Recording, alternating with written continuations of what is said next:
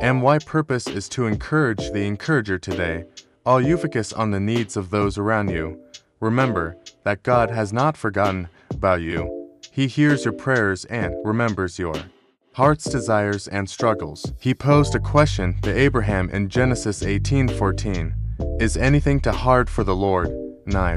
And the answer is that there is absolutely nothing too hard for God.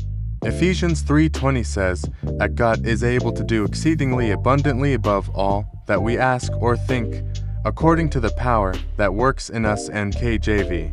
There is nothing you could think of or ask that God cannot do. In the story of Sarah and Abraham, God told Abraham that he would make him a great nation, and from him all the families of the earth would be blessed. Genesis 12:2-3.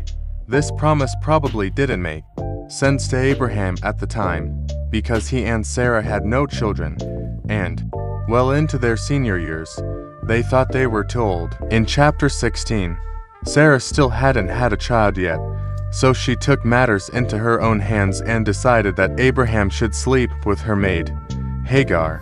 Abraham and Hagar had a son named Ishmael. God allowed it, but he did not ordain it. You must be mindful that when it comes to the promises of God, you shouldn't take matters into your own hands. In chapter 18, God made Abraham and Sarah a specific promise, one that didn't make sense. The odds were against them because of their age. Abraham was 100 and Sarah was 90 years old. By this time, it had been 13 years since God made his original promise in chapter 12, and they had seen no signs of the earlier promise.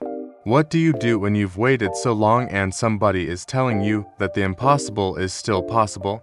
What do you do when the promise just doesn't make sense? You've got to decide in your heart not to give in to the doubt. I know that's easier said than done. I've had to learn the hard way that doubting hinders the progress to your promise, paralyzes you, and keeps you stagnant.